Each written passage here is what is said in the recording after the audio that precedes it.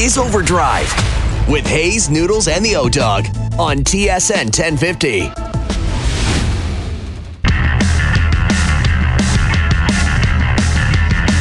Hazy, I don't want to get you fired up again, but one last thing about your boy Vince Carter before we get to Luke. He pulled one of the crazy-ass stunts I think I've ever seen. The day of Game 7, he took graduation, right? Oh, my God. That has got to be the craziest thing in pro sports. Yeah, Game 7 in Philly. He had to go to UNC to take some pics with his classmates, and I'm like, that is outrageous. That was one of the craziest things I've ever seen a pro athlete do. Gave him the plane. They supplied him the plane, and now the number's going up. And there's Luke. Dude, like you talk about no more music. No, you're not getting the bird. Like you're going to the game. No plane. And I love us applying like different leagues to pitting them against each other. Luke Wilson's with us. Luke, could you imagine, let's say NFC Championship game. All right, Russell Wilson goes, I got to fly back to Wisconsin or whatever it was. NC State. I got to go back to NC State. We're playing kickoffs at 8:30. I got to get back to NC State in the morning. I'll be back for the game. How do you think Pete Carroll would respond to that request? In an NFC Championship game? Absolutely not. Yeah. Absolutely, especially in this league because it's like up until really 2 hours before the game, sometimes even more. It's like, hey, we've been thinking the coaches are watching film and we have meetings in the mornings a lot of times. Again, NFC Championship game is played at night. If it's a 1 p.m. slate, you're not meeting in the morning. But if we have a 7 p.m. game or an 8 p.m. game, whatever coast you're on, 5 p.m. if you're on the West Coast, you're meeting with the team that morning every single time. So there's no way that's flying. No way. Well, it did. It did for Vince. I mean, Vince, that is one of the crazier stories in sports history. That is a crazy story. Craziest stories. Day of the game 7. I'm flying. You know how mad Raptor Toronto people were? They're like, this guy's seriously going to that? And it made them automatically think he just didn't care. And he missed the shot. Right? That's the thing. He had the ball in his hand to win the game. It would be legendary if he made the shot and they won. Then it'd be like, this guy, doesn't matter what he did. He was a winner. He made the shot. He didn't make the shot, so people are like, you're not focused. You were on the plane, and you were. That's basically what it is. 15's going up. 15 is going up. Partsy, speaking of funky, crazy stuff, you got a little juke jive in you picking that Atlanta game. How about 15 for the Chiefs last night? Parts, I will say before, I know you're going to come up with an explanation. I'll give you credit for one thing.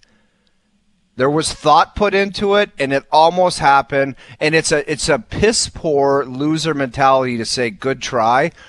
But I like the reasoning there. Only a pro athlete would understand that. I'm glad we're on the same page. Yes. Dog, right. If you watch that game, and you got to understand that we can't let outside sources come in. Doogie's clearly on their team now. Between the deleted tweets week 1 and week 2. He is. He's yesterday, a bot. it's ridiculous. Doogie has, I don't know what happened to the handshake, but clearly Hayes came over the top with more cash than I did.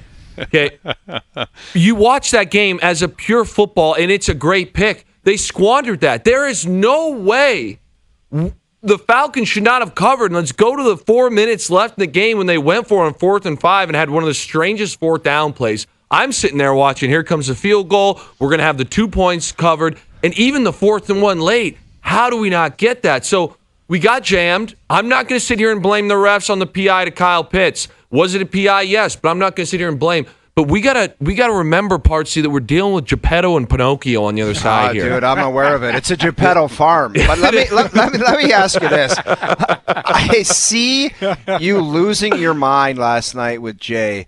And this is such big business, and it seems like there's some stupid stuff going on. Like, it's really important, some critical times for some teams that are down. Nick Sirianni? And it's a donkey show. How does that happen? You want to talk about a way to lose your locker room? Yes. Is pulling donkey moves at this particular time. Oh, Doug, I think it happens because, to me, these coaches are getting to the point where, like, they have placed them in front of the team. They have this hubris, if you will, about them, where it's like, and I know I love dogging this guy, but Matt Patricia was like this, where he walked in there and it was, hey, I know I love crushing this guy, but it was like, hey, I'm the reason we're going to win here. You're going to do everything I say, but at the end of the day, it's all about me. And it was funny. I remember him coming into a meeting once. He was late every day. He'd always be late. And he walked in. He said, I'm the head coach of this ball club. The meeting starts when I get here. And that's how he was. Yeah, and it's like, and I'm not saying these other coaches are doing it, but I'm like, Nick Sirianni is trying to reinvent the wheel here. And what's strange about it, in the world that I came from with Pete, so I'm obviously biased, but the early years in Seattle where we went to back-to-back Super Bowls, in the next 2 years we got beat out in the playoffs by the eventual NFC winners. Carolina beat us in Atlanta when they blew the 28-3 game.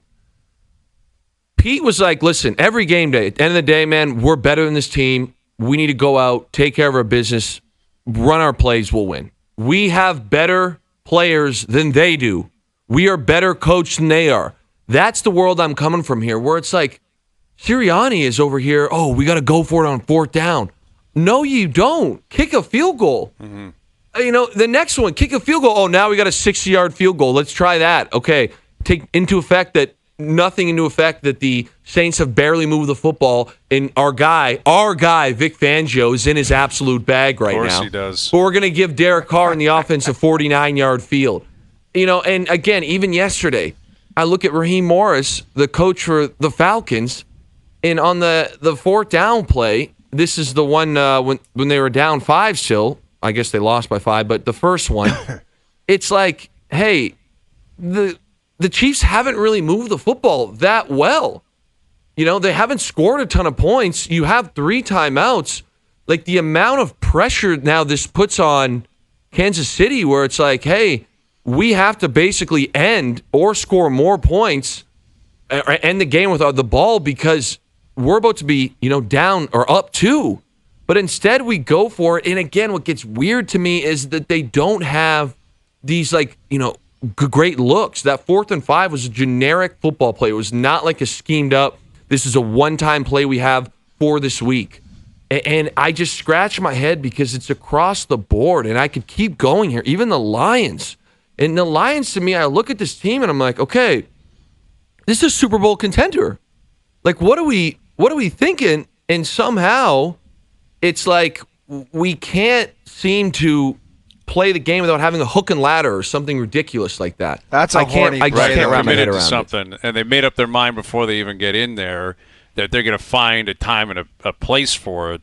What do you make of the Travis Kelce analysis? Like, you've watched him up close and personal. He plays primetime basically every week. You play the position.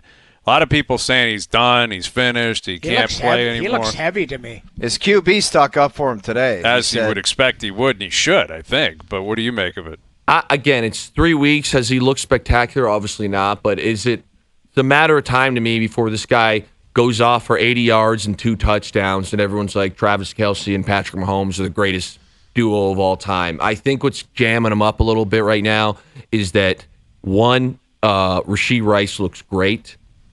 2, I really think they're going to keep trying Xavier Worthy in different spots. He didn't touch the ball a ton yesterday, but he's clearly got speed. And Andy Reid has always liked that guy, that speedster kind of trickery motion, set him up.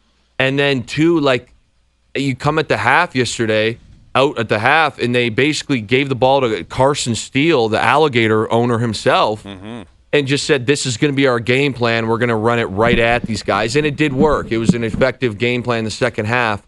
But Bartsy, what's the why with him, though? Is there too much other things going on than football? Is it a little bit older? Is it a little bit out of shape? What's the why behind Kelce? It's tough to tell at this point. I do think that at some point, Travis is a year older than me. So taking planes across the world and going to cool events, it sounds sick. Trust me. As a retired guy, I like traveling around and going to fun events. I'm not doing the same stuff he is. But I do think it probably takes a toll on him, yes.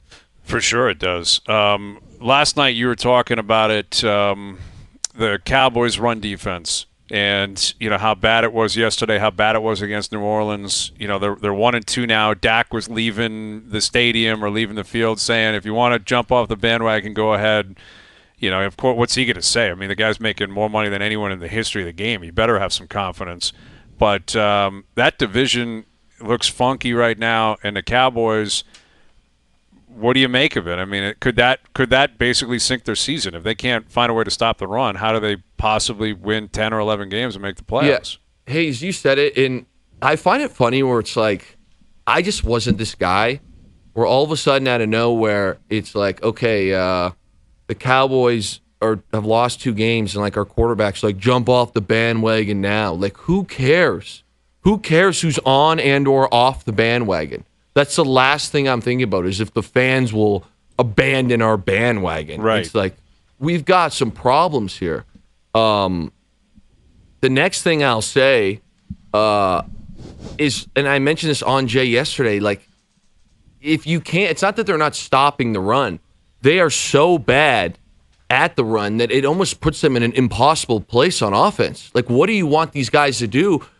And where it scares me is that when you get ran on for 190, which is what they were, against the Saints last week, and then out of nowhere, it becomes, hey, you would go into film and think, all hands on deck, we got to stop Derrick Henry, and then you get ran on for 274 in this league. I mean, I made a joke on the CTV show.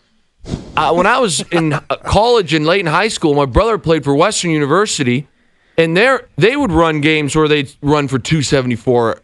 Like in OUA, that would be crazy, let alone the NFL. Right. I mean, well, why though, Parts? We were talking about last year how good we did. I think if I remember correctly, we talked about how impressive that defense was. So what the hell's going on? I mean, I really don't know. I also just lost sound, boys. I got some small issues here. The earpiece is gone. Okay. And something is. You clarify that. You work with that. I mean, Doogie's probably in there. He'll come I'm back. in and I'm back fire to things life up. now. I'm back to life. You're back. Let me play a clip here, okay? Because you have it. I want to play this clip from last night. Former player, current coach, the head coach of the Vegas. I was going to say the Golden Knights, the Las Vegas Raiders, Antonio Pierce. This is such an indictment on some players. And I'm curious what you make of it, what all of you make of it as pro athletes. This is what Pierce had to say last night because he was steaming because they got torched by the Carolina Panthers at home. This was in postgame. The team just didn't seem to show up tonight. No, they didn't. I think as the game went on, I don't think it was a team. I think there was definitely some individuals that made business decisions, and we'll make business decisions going forward as well. Whew, man, What a line. what a line. For the person listening or driving, when the Yes. coach says business decisions, does that mean they just packed up their junk and said, I'm not competing tonight? No. And this is a very common term in the NFL. We would use this even in our prep. Like, let's get to the point where this guy's going to make a business decision. So, for example, and it happens all the time. Now, it's funny. Like, people were speculating. He was talking about Devontae Adams. I didn't take it that way at all. What we would say is basically be like, all right, like for me, I'll use a prime example. If I'm playing tight end, I'm on the right side, a yard off the ball. We would have plays where I would basically go as hard as I can. We'd leave the left DN unblocked. Everybody would be blocking down. And I would torpedo as hard as I can, leave my feet, and basically try and saw this man in half.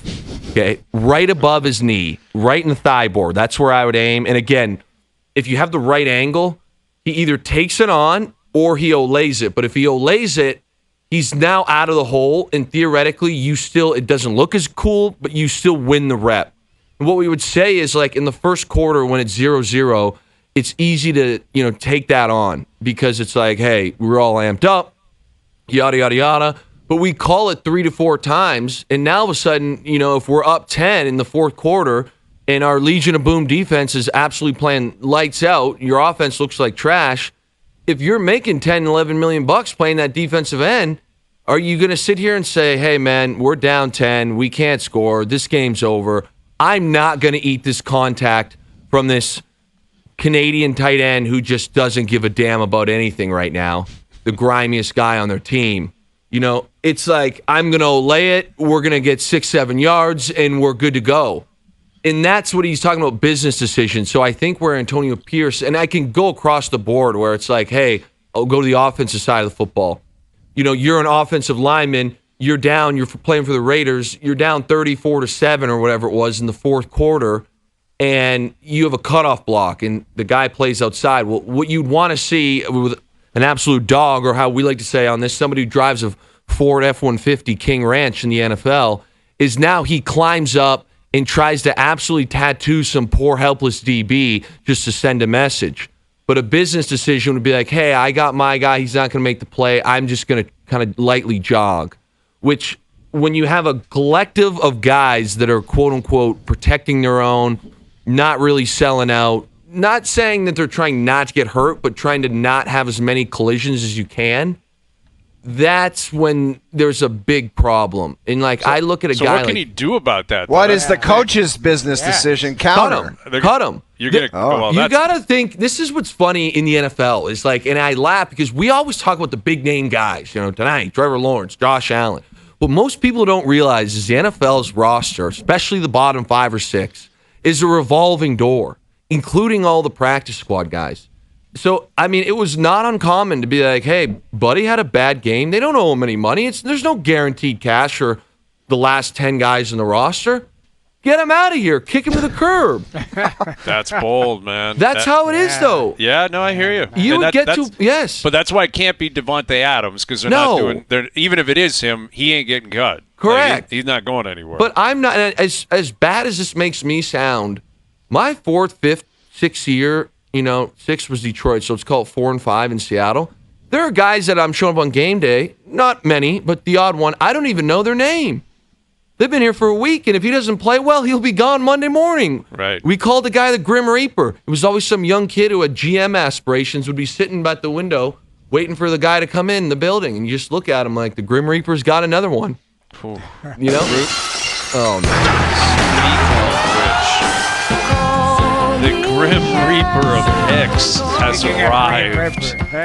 The Grim Reaper of Picks has arrived. There he is, my main man, Al's brother. Al's brother, I love you, pal. You're picking winners. You look good. You feel good. You're seeing the board clearly. And I'll allow you to address the panel here and everyone outside that's listening and watching. Just basically explain what do you think the turnaround, what happened on the retreat? Oh, I can't divulge what happened on the retreat. That stays between me and the rest of the people there. But what I can tell you is they got me on the straight and narrow. And I think that has been clearly emphasized over the last week. We picked the winner on Thursday. We picked the winner on Sunday. We're going to pick another winner today. And I just really quickly want to make one little acknowledgement to my boy Lukey here, because you guys are talking about business decisions were made. Kind of feel like that pick of the Falcons, bit of a business decision by Luke over on Friday. It didn't feel too good. That's Gotta right. say that. Let me ask you this. Let's feel that. O-Dog Pierce. Can I ask you this, Alex, brother? Pierce. After watching that football game, do you really think that was a poor pick? The Atlanta Falcons, yeah, I still think that the Chiefs were the better team. The Chiefs deserved to win that game. Of course, but it was +3. There was no way they shouldn't have covered that. They puked all over themselves late in the game. Maybe if you're lucky, it's a push, right, Al's brother? Maybe. I mean, it could have been a field goal. They could have scored, touchdown, go the other way. It could have went either way, but they had a chance. Yeah, 3 weeks ago, prior to the retreat, we probably would have seen it that way, but we don't. All I know is I just talked about a guy talking about some serious stuff, like sawing other individuals in half, and then this guy shows up in his condo with a tree behind him, and he's talking smack. He's talking smack to my party. I like the plant. I like the plant. Maybe ayahuasca. Is there ayahuasca leaves back there? Ayahuasca leaves.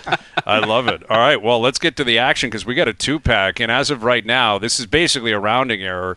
Owen Willson leading Hayes and Bro +1, effectively tied, more or less. I think that's how the general public sees it. That's not how anyone sees it. And you guys are. It's half a game up. You're up half a game because you've had an extra pick. That's all. That's exactly right, Al's brother. Thank you for that clarity. Again, a clear mind, man. You're seeing everything clearly right now. You're Neo in the Matrix. I love it. All right, the Jags are getting 4.5 here. We're up first. Bills, Jags. Then you guys are on the clock. Bengals, Washington. We'll get to that game momentarily. Al's brother, where are we at here? Bills laying 4.5 at home against Jacksonville. Yeah, it's a really interesting game. I got to say, it's a bit of a toughie, but it's one that opened up. The look ahead was -3.5 for the Bills. Then after the first couple of weeks, it opened at 6. It's been bet down to 4.5 because what I think people are realizing is week 3, this is the get right week for a lot of teams. I think this applies tonight to the Jacksonville Jaguars. 0-2 to start the year. Should have beat the Dolphins week 1 realistically. They laid that egg last week against the Browns, but they're a good squad with a pretty good coach in our boy Dougie P. And again, teams have, a 2.5% chance of making the playoffs when they start 0-3. So desperation will set in here, I think. They'll give Buffalo a good run for the money. They don't have to win the game. They just got to cover the 4.5 points. I think if they can get the running game going, ETN's been pretty good. That Bills run defense, they've been mid. They're giving up 4.5 yards per carry. They'll be without Terrell Bernard. They'll be without Teron Johnson, 2 of their better players in between the hashes. And how about this revenge game narrative? You got Mitch Morse returning to Buffalo. And you've got Gabe Davis returning to Buffalo. Money on the board, boys, going back into Highmark Stadium. I like the Jags to cover tonight. I love it. Wow. I love it. Big game Gabe is going to go off I'll let tonight. you counter with a quick remark on that, but I honestly think that Jacksonville is going to get dummied. I mean dummied. Partsy, go ahead. I've got to agree. I don't disagree with the Gabe Davis stuff, sure. But that being said, I think they're going to hem up Gabe Davis. I mean, it's a fire sale right now in Jacksonville. They're 0-2. Doug Peterson is on the hottest of the hot seats that you can be. I think that Josh Allen has settled in this year. They played clean ball yesterday. The only way the Jags cover this number is if the Bills let them, which they have in the past. The Bills will Bills, man. The Bills. Not last week. They didn't. They looked like a new look Bills last week. So if we play clean football, Josh Allen plays clean football. You're going to tell me that this Jaguars defense is going to stop them? 0-2 teams, man. You just saw Carolina, Baltimore. There's a lot of them. Andy Dalton. Look at what Carolina. All of a sudden, Andy Dalton and the Panthers look great. 0-2 is make or break. My nervousness goes towards whether or not they've quit on Doug Peterson and his visor. I mean, Hayes, you're also in on this pick. I understand that, but what I'm saying is you agree. You agree with your partner. I'm with the Jags. I'm on the same boat. I will take the points here because I think the Bills will Bills, but I believe in an 0-2 team at least fighting. If Doug Peterson has anything going on in that room, they fight for him tonight. And Trevor Lawrence has a ton at stake. Like, he's closing in on bust territory. If he's got anything, and I think he does, he shows up and plays tonight. And I think it's at least a close game, if not the Jags win outright. That's 0-2 teams do it all the time, House brother. You know that. That's why we're taking the points here tonight. And we talk about Josh Allen. You're waiting for that blip. You're waiting for that game for him to just do the Josh Allen YOLO, scratch your head type of things. Dude, Think who's back waiting to last for that year. game? The guy's been fantastic. That's been an great. absurd comment. Let me He's always explain to been you, fantastic. just to give you a heads up, because the Geppetto Factory, this is what's going to happen in the chat. Okay, we're going to get into this thing. You're going to start seeing strings up above Al's brother and his hands moving. It's a little Geppetto. Not true. Yes, I'm just saying, last year, Monday Night Football, his 2 Monday Night Football games, his stat line, 2 touchdowns, 5 interceptions. Fair, but I was it's at a one of different those team. games. It was against the Denver Broncos, who were terrible. I'm just saying. It's a bend not break situation. So while they're blowing this up in the group chat, prematurely, I might add, like they did yesterday with the Ravens-Cowboys game, barely. That was also very lucky. What's going to happen is you look at this new-look Bills team, and what, to me, you want to ask who's playing the best right now? Their offensive line. Mm-hmm. They've adapted an old-school style. They're going to hand the ball off. They're going to bully this team around. The 3s and 4-yard rushes will become 5s and 6. It'll be a 3-point game late into the fourth quarter, and they're going to be like, wow, we're brilliant. And then all of a sudden, that 5- and 6-yard rush becomes a 50. Banger. Boom. Bills win by 10. I'm in the group chat. We're back. Let's go. Okay. Well, this will be balanced out if that happens because you guys are going to 100% pick a loser tonight with the other game because that's Bengals laying 7.5. Bengals -7.5 at home against the Commanders. You guys are not seeing anything clearly right now. Go ahead and pick a loser for us. You might kill me, Partsy. Dude, if you go Commanders, I might blow my top off. No. Partsy, we're going Commanders. First patty. First patty. Now Joey Shiesty. Partsy, first off, see, this is how you know Al's bro doesn't know ball. Because to put Joe Burrow in Patrick Mahomes' category, it's ridiculous. Anyways, right now, you got to look at what's going on. I'm having a difficult time getting around let me explain. word Commanders. Okay, I understand. First and foremost, there could be some blinders on, but their head coach Dan Quinn, I know very, very well. This guy's going to come out here. I know where you're thinking, Partsy. Larry Izzo, former Rice Owl, also a special teams coach, also was in Seattle. This is how this game's going to play. Let's look at week 1. Okay, let's go back to week 1. Cincinnati got absolutely gashed on the ground. Gashed. Dan Quinn's going to come out here. He's going to say, listen, we got Brian Robinson Jr., we got Eckler. We need to control the game on the ground, keep, quote-unquote, Joe Shiesty off the field. The Cincinnati Bengals have a ton of issues. Okay, they have not played extremely well. They looked a lot better last week in a loss to the Chiefs. Are the Chiefs rolling right now after seeing them last night? I don't think so. There is no way that the Commanders don't at least have success running the football. This is a team, the Bengals, that was 2 weeks removed from losing to the Patriots, Partsy, and also have very, very poor ball security and have very bad discipline. Their best player is shoving their second best. Let me put that out. Their second best player is shoving their best player at the end of a 1-point game for 15-yard penalties. 7.5 points, even if it is. Let's say it's a 14-point game going late. Jaden Daniels, they're going to operate a 2-minute drive and greasy backdoor cover this thing. We have to take the points on this. We're going to go 2-0 tonight. Things will all be restored. That banner on the cross is going to say Owen Willson leads Hayes and Bro +3. And then these guys are going to take the Cowboys on Thursday night, lose that one. It'll be +4. And the dam has broke and we're off to the races. Partsy, I just have one counter. I have one counter. Talk to me. And I support you either way because you're my Partsy and we're like brothers.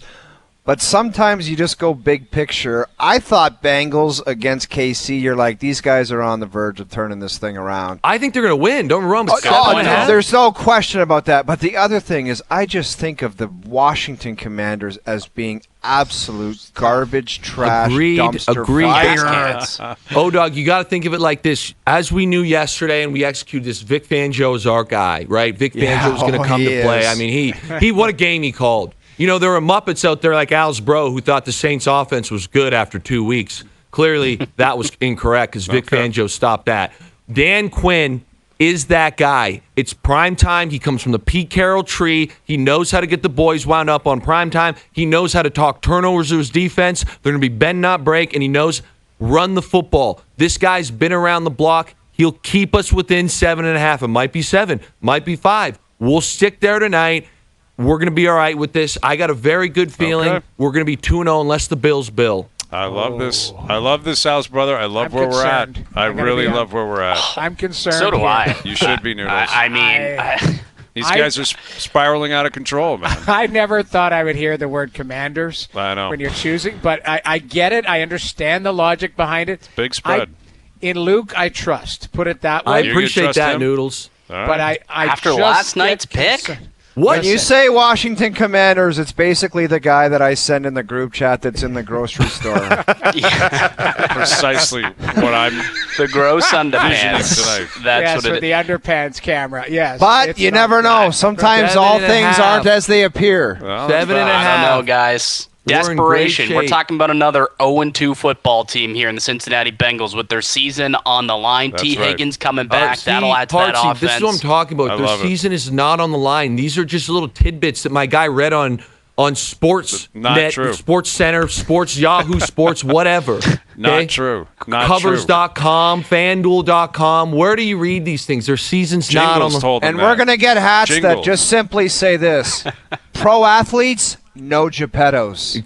Love that. That's our new saying. Love it. Al's brother, love it. Sleep peacefully tonight, pal, because you'll be in the lead by midnight, and you'll wake up tomorrow and we'll never look back. All right? Tonight's the night everything starts turning in the direction of Hayes and Bro. Great seeing you, pal. Love the pick. Love where we're at. We're out of here. Dave Feschuk coming up on Vince Carter getting his number retired by the Raptors. We'll get to that next. Now, back to Overdrive with Hayes, Noodles, and the O-Dog. Overdrive continues, brought to you by FanDuel, bringing you everything from the opening line to the final score. Brian Hayes, the O-Dog, Jeff O'Neill, Jamie Noodles, McLennan. And Something to Chew On is brought to you by Boston Pizza, the best place for any family meal. Plus, for the month of September, kids eat free with minimum purchase when you dine in. So grab the kids and hustle into your local BP tonight. We've been asking people very simply, what do you make of the news today that the Raptors will retire Vince Carter's number 15? And 58% of the votes saying they agree with that decision, 34% say they don't, and some undecided. How could it be undecided on that? I think a lot of the vast majority of that is just a casual fan that says that guy was a great player. They're not doing the hazy B or kind of intel on the back, the backstory. They're just saying that guy was a great player. They know they think of the dunk and it's over, and they've won since then. Do you want my honest opinion? That's where I fall. I actually need some coaching from people that lived here. I've been here 14 years, so he wasn't around. Well, that's another part of it too. Like if you're 25, you don't have really an opinion on it necessarily because you didn't live it. You can have an opinion. That's not. You don't have the scar tissue to comment. Right. That's a different viewpoint. It's a very different viewpoint. That's where I'm going, because when I thought of it as an outsider thinking of the Raptors and Vince Carter, I'm like, that was the face. He was the face of the Raptors for years. He was. So now learning the backstory, I understand, talking to people that lived through it. Hayes, you are a good representative. You are the voice of the NBA.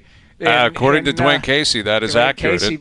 And listen, he was a great player when he was here. He had a great career. I'm fine with celebrating Vince, but this takes it a step too far for me. Like the idea of retiring his number, let alone being first to do it, that to me is just ridiculous. And part of it makes me think they're actually just trying to distract people from how ugly it's been the last couple of years and how ugly they might think it's going to be this year. That's a good point, Brian. Thank you, Dwayne. But as close as I was, there's no one maybe closer than our next guest, and he's a good friend of ours. He's on the show all the time. Here's Dave Feschuk of the Toronto Star. And Dave, you were covering Vince when he arrived in '99. You were there throughout his tenure here. So you know it very, very well, the history, and there's no revisionist history, I don't believe, from your standpoint. What do you make of this decision by the Raptors? Guys, I was surprised by this, I have to tell you, because I thought the Raptors were past this stuff. And I thought Masai Ujiri, as somebody who wears the need and the want and the desire to win on his sleeve more than any other executive I've ever covered in this town, I thought Masai Ujiri had higher standards than this, to be honest with you. I'm shocked, to be honest with you. I didn't think they were going to do it, and for a long time they didn't. But now, to your point, Hayes, I think because you're coming off a 25-win season, because, when Noodles and O-Dog were on vacation over the summer, I was filling in on a lot of shows, and you were on some of them, Hayes. We weren't doing a lot of Raptor talk, and this is the first Raptor talk we've been doing for quite some time, and I think that tells you something right there. Yeah, Dave, do you think there was a situation, Dave, where, this is just throwing out something, but, somebody got to the Raps and said he's not comfortable going into Brooklyn first. He wanted to do it with Toronto first. Any way we could make that happen? That's the only thing that I could possibly imagine that would make this guy the first guy to go in. It's kind of a little bit bizarre. And as I mentioned, the casual basketball fan just think of the dunks and a great player, and they're like, go ahead and do it. But when you know the stuff behind the scenes, you're kind of a little bit shocked by this, no? Yeah, look, O-Dog, that's a good theory. I mean, and it is, but it's a weird argument, right? Like the idea that you got to beat the Brooklyn Nets to the punch of retiring number 15. It's embarrassing. It's an embarrassing What are we doing here? Yeah. They've never won a championship. Nothing. And my point is, look, I think maybe I'm a little more hardcore than the casual fan on this. I really think retiring numbers should be special, and it should be tied to team success, ultimately. I mean, the Montreal Canadiens, they're probably the gold standard of the franchises we talk about the most. They've retired a lot of numbers. They've never retired the number of a guy that hasn't won a championship with them, to my knowledge. And I know that, the Leafs have retired numbers of guys who haven't won, but I know some of the guys that lived in those 60s dynasty Leafs, they really resented the idea that there were Leafs going up into the rafters that hadn't won anything, because it should mean something. And the fact that the Raptors have won, guys, to me, I always thought it would be number 7 going up first. It would be Kyle Lowry as the first number retired, as it rightly should be. And now they're going off script here, and I think maybe it's the 30th anniversary. Maybe it's you're trying to get marketing push in a time when the team isn't that great. But whatever it is, it's wrong from my perspective. So, Dave, I was just talking before you came on. I've only been in the market here for 14 years, so this is my 14th year. So I don't carry, I wasn't around. I was an outsider looking at Toronto saying this guy was the face of the Raptors. See, that's when I thought of the Toronto Raptors outside, that's what I thought of. So do I factor in now talking to people and listening to guys like Hayes who lived through the scar tissue? Is that basically what it is? Because from the outside, I'm like, this guy could be arguably the greatest Raptor who ever played. Why wouldn't they celebrate that? Look, there's a lot to that, Noodles. There's no doubt about it. Like, we can't forget what he did here. Like, for the moment of time that he arrived on the scene, he was the Rookie of the Year. He became like the Sports Center show every night. It was always another dunk. The U.S. Sports Center was using Vince Carter as one of its main magnets to watch that show. And, he was electric, half man, half amazing, Vinsanity. It was all real. It was spectacular. He led the All-Star voting, in fan voting, 3 out of 4 years or 4 out of 5 years it was. He was incredibly popular. And then he sucked out. He quit on the franchise. He didn't get his way. He wanted Dr. J to be the GM, his childhood idol. They didn't make Dr. J the GM. He started becoming a jump shooter instead of a dunker. He had that famous scrum where he said he wasn't going to dunk anymore. He was a petulant superstar. People might call it player empowerment because he was in the middle of a max contract and he demanded out. I would call it player entitlement, and it was disgusting. And there's a reason why people booed him while he was playing for the Raptors in the season he demanded that trade, and there's a reason why they booed him louder than I've ever heard them boo anybody in the many times he returned, at least for 10 years. Jesus, hearing this, you wonder how you even got to this. That's the thing. Like he's the most polarizing figure in Toronto's sports history, I believe. And when he left, it wasn't polarizing. It was pretty much unanimous that everyone despised him for the way that he operated, the way that he went out, the way that it played out. It made it worse, which this wasn't his fault, but it was such a horrible trade that just continued to make it worse and worse and dig the hole deeper and deeper and deeper, that they got nothing for him in an era where superstars are supposed to receive all these picks and young prospects and flexibility, and the Raptors got nothing out of it. Again, not his fault. It was a bad trade. But that's what sticks out with Vince is like that when they won the championship, I think a lot of people softened and a lot of people said, okay, bygones will be bygones. And I would agree with that, Dave, to an extent of I'm willing to celebrate more about what he represented, what he did when he got here, how great he was early on, and kind of let the end go to an extent, as long as you don't throw it in my face with a jersey retirement, right? As long as it's, hey, Vince is back, standing ovation, this is great. We were all in the building when he was there for the NBA Finals, and he came out, and he got a huge ovation. Awesome. Bygones be bygones, that's great. You were a Raptor, good for you. But the idea of them trying to beat Brooklyn to the punch and putting his number up before Kyle Lowry or anyone else's, to me, is absurd. And I think there's a lot of fans that will look at this and say, I'm sorry, this just doesn't bode well. It doesn't represent what this organization is supposed to represent now, because it's a championship organization. Like, they've won a ring without him, and he played his whole career as a superstar in this league, and he never won anything. He didn't win anything in 100%. Toronto.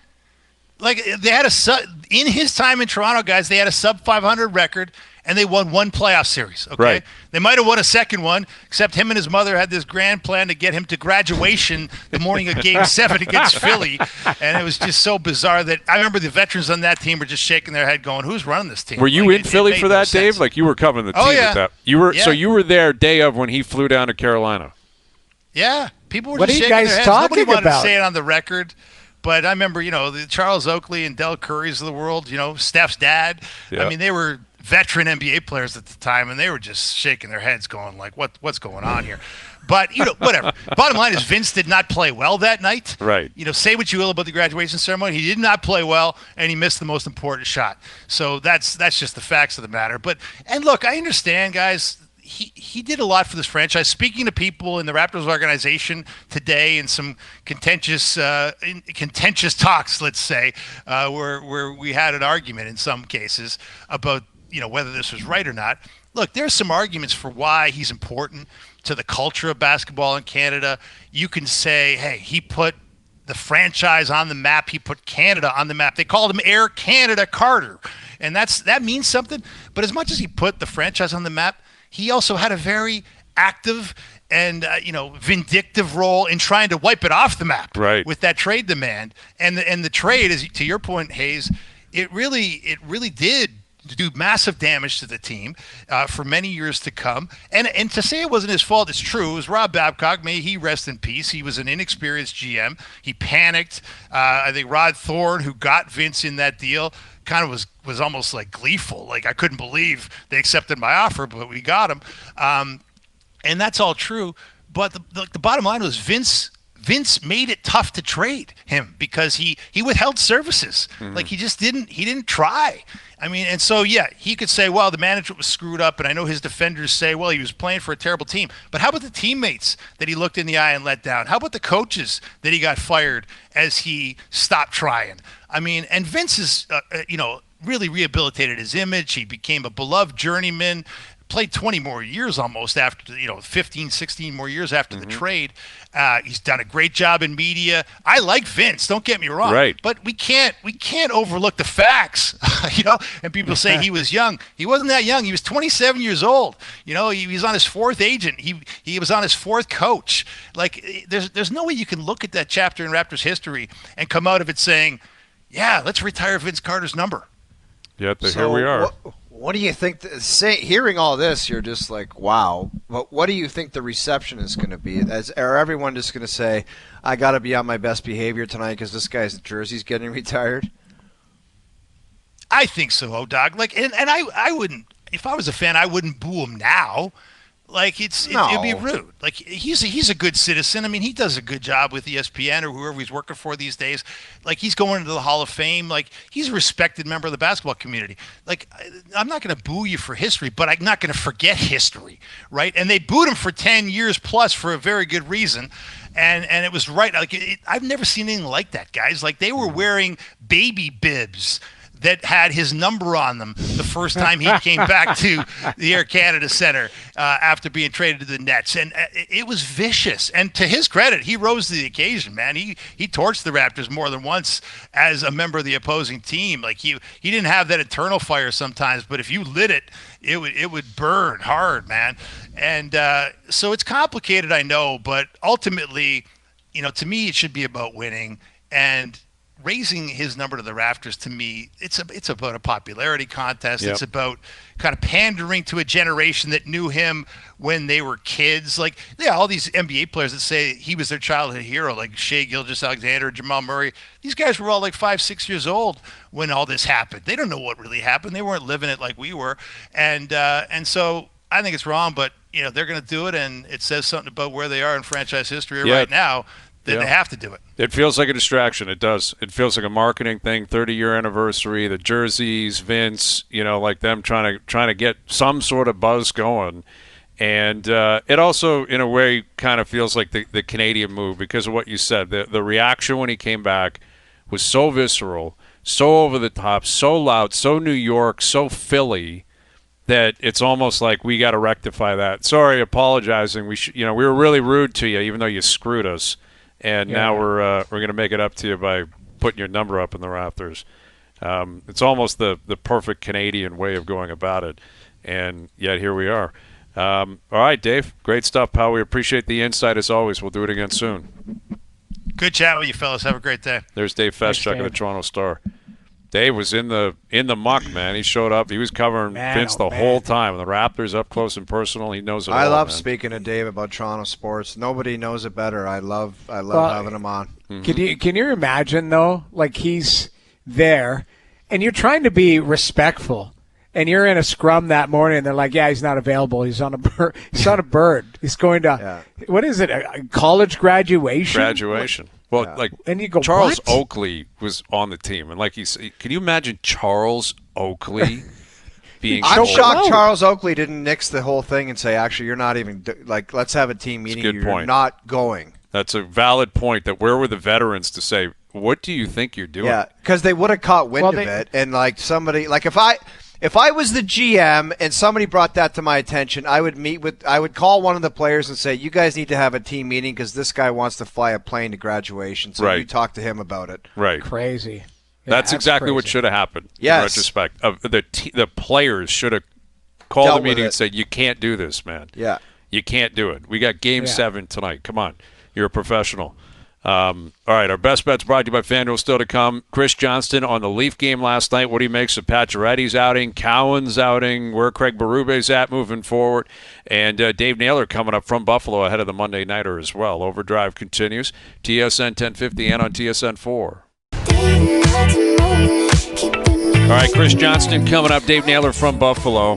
Group chat's already absolutely fiery, and the kickoff is still a couple hours away because Luke is anyone that goes against you and Luke, anybody on Twitter, That's immediately your top 50. That's your top. Luke's football picks is your top 50 hockey players. Anyone that has anything different, you think it's an ass clown show. Yes, I do. I think it's a clown show, or it's a bot, or it's a burner account. And Luke is already accusing Al's brother of burner accounts and bot farms, and that is valid when it comes to my top 50. I don't know why anyone else is included in this practice, but it's nice of them to let you guys do it. I'm going to point out one thing, though. Al's brother was not very vocal when things were going south. I will tell you that. He does like to pipe up when it turns the corner. When things are going well for him, man, he's got something to say. He's a front runner. He is, and I love it. He was talking to Luke like he was some Geppetto stat nerd. Like I know. That's the beauty of this bit, is that Al's brother, Luke Willson, played in the National Football League and has a Super Bowl ring. Minutes before Al's brother came on, he was talking in detail about killing someone unsuspectingly, sawing him in half. In comes the guy with the plant behind him in a condo and starts carving him. I love it. He has zero time and respect for Luke Willson. Absolutely not a shred of respect for him and his picks or his knowledge or anything to do with the NFL. And I love it. All right, hour 3 coming up. Dave Naylor will join us. Chris Johnston will join us. Overdrive continues. TSN 1050 and on the TSN app.